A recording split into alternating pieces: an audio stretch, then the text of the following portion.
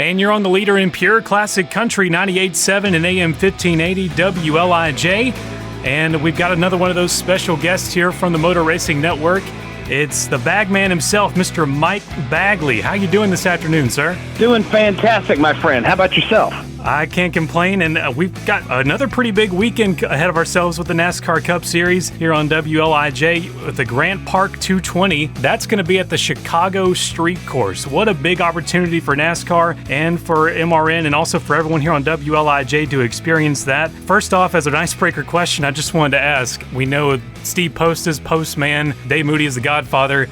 I know you've probably been asked this 1,000 times, and you probably are tired of it already, but why are you the Bagman? Well, I was given that nickname years ago. Obviously, my last name is Bagley, and for whatever reason, one day, somebody just said, "Hey, Bagman," and I'm like, "Yes," and it stuck. Actually, Eli Gold gave me that nickname years and years, like 20, 30 years ago. And it has stuck to the point to where that I'm known by that more than I am known by Mike, which I don't have a problem with. I think it's funny. It's pretty cool. Because when I hear that, I mean, you know, somebody says, "Hey, Mike," you know, 4 people turn around. You hear, "Hey, Bagman," there's only one of me, well, that I know of. So right. It sticks. I like it. It's pretty cool. We all have our nicknames for each other. Oh, sure. And that was another one to be added to the list years and years ago. Yeah, so you've been a member of the MRN team since 1988, and I completely agree with you on your bio here. As a child, you listened in your living room on the carpet, racing around with the Matchbox cars. That's an exact description of my childhood and probably thousands of other ones. And I can remember even like placing cardboard grandstands and all that sort of stuff. Davey Siegel, when you interviewed with him, he said you went to the universities, as it were, of Hall, Gold, and Bestwick. And I really like the way you put that because that's a lot of trial by fire, on-the-job training you got really early on there. Well, and I'm also fortunate that they took the time to spend with me. And when I started to come along, you know, back in those days, you're young and you think you know everything, and then you quickly realize you don't, and then you come to that point to where, listen, you're working alongside people that have provided a soundtrack to this sport, and they do it quite well. So instead of talking, listen, and that's what I started doing. And tips and tricks and little, you know, suggestions would come out, listen to them, and then I started putting that into my craft and into my work. And to this very day, there are lessons that I learned 30 years ago that I still put into practice, all because those gentlemen took the time to express interest in me, number one, but also thought enough of me to share what they knew and to give me some tips of the trade. And I'm so fortunate for that. And yeah, it was the University of Hall, Bestwick, and Gold back in and there's others as well that I've learned from. See, that's the problem that a lot of folks have these days. Everybody thinks they know it all. And, you know, it's kind of hard to listen when you don't stop talking. Once you stop talking, you open your ears up and you pay attention. That's when you really learn stuff. And that's what I had to learn, and that's obviously what I did years ago, and still thankful for that to this very day. Yeah, and after all these years, I think now, from my generation, you are one of those great voices of MRN, so you definitely, I've been hearing your voice probably since I was 2 or 3, you know, just so you've become a part of that legacy, so... But there's a... You just aged me 10 years in this interview, my friend. Well, I can't help but doing that. So that's all good. I appreciate it. Yeah, we have a big weekend coming up, though, in Chicago. We understand you're going to be at Turn 6 there on this street course. Very fascinating. A lot of bumps and manhole covers, all the sort you get with a street course. You're going to be there on South Columbus Drive and East Balbo.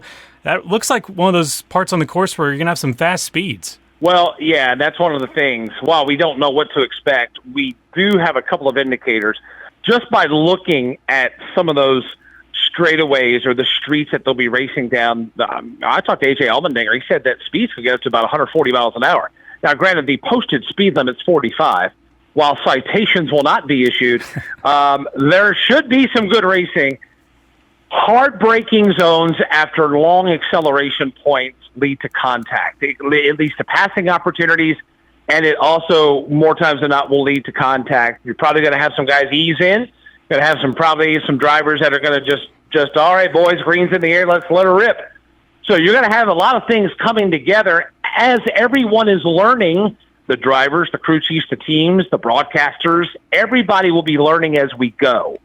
So Saturday is going to be an interesting day for the Xfinity Series, and then, of course, Sunday, it'll be an interesting day for the Cup Series. I'm excited, man. I can't wait to get there. This is probably, the Clash at the Coliseum was pretty cool, where we turned the Clash or the Coliseum into a quarter-mile racetrack, but we have never taken over the streets of a major metropolitan city and run a points-paying race. This is going to be awesome this weekend. I can't wait to get there. Yeah, it truly is history in the making, and really cool to have MRN a part of that. And, of course, a part of your career to say you were a part of the first street course for NASCAR is pretty incredible. And we've got some company coming with us as well, from like Jensen Button with Rick Ware Racing, and things have been announced this week, like Shane Van Gisbergen, and also from Australia, the V8 Supercar World, going to be driving that Project 91 machine for Trackhouse Racing. Do you think these guys have any sort of special advantage this weekend, or is it just really the luck of the draw for everybody? Well, I think that the advantage is on paper, and I think the advantage is on their resume, but then there comes practical application.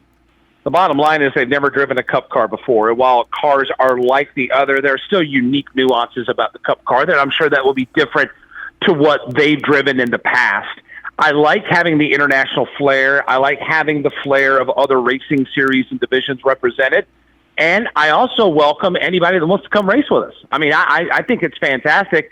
There will obviously be fans of those drivers that'll be tuned into what we're going to do. We may pick up some new fans from it, but to me, it just opens everything up to a different dimension when you bring other folks in from other disciplines of racing and also see what they're made of. What kind of metal are they working with that they come in and, road course ringers, we've had them from day one. I mean, the last successful road course ringer I remember is Dan Gurney, way back in the day. But we've had Borset, Ron Fellows. We've had other road course ringers come in as well. But our drivers in the Cup Series are so talented and so multifaceted that those road course ringers, while successful maybe in other divisions of racing, they have a hard road to hoe when they come to the Cup Series. So it's going to be an interesting mix. I would like to see them do well. I think it'd be a great story if one of those drivers were to win. But I will lean towards our Cup drivers and their technical expertise and prowess in their preparation for this weekend.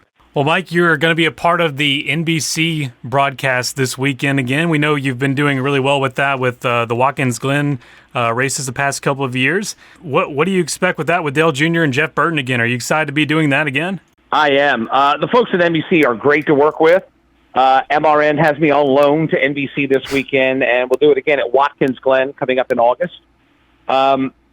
With NBC doing radio style, there was a time when the radio and television streams in this sport did not cross.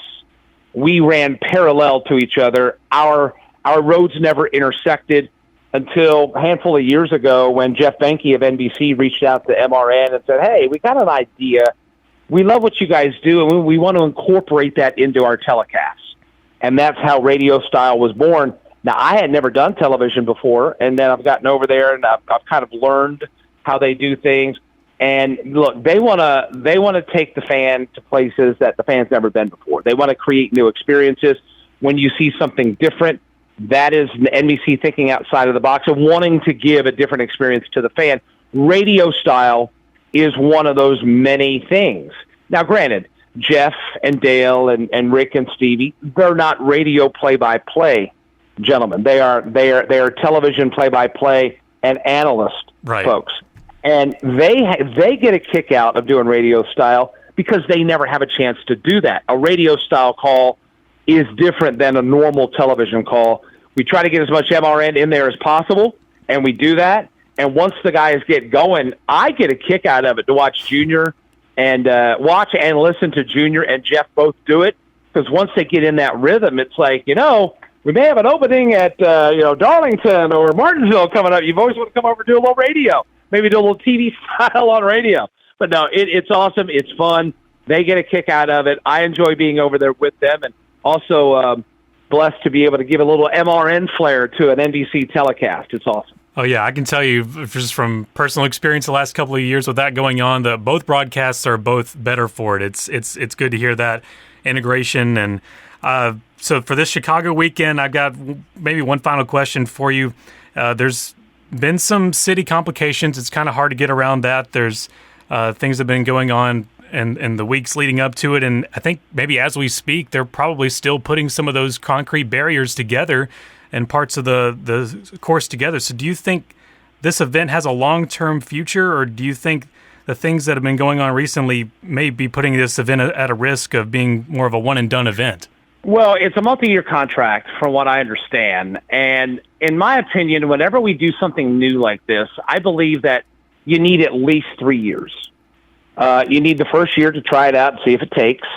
You need the second year to see if it still takes. And the third year defines how we're going to do at that attempt. Now, we may start in Chicago, but all indicators point to having success on Sunday. 82% of the people that have bought tickets Sunday have never, ever been to a NASCAR race ever. That's great. 82%. Those are new customers. Yes. Those are new fans in the making. So we need to put our best foot forward, and that's exactly what we're doing. There's been a lot of money. There's been a lot of time, a lot of blood, sweat, and tears invested in this one event.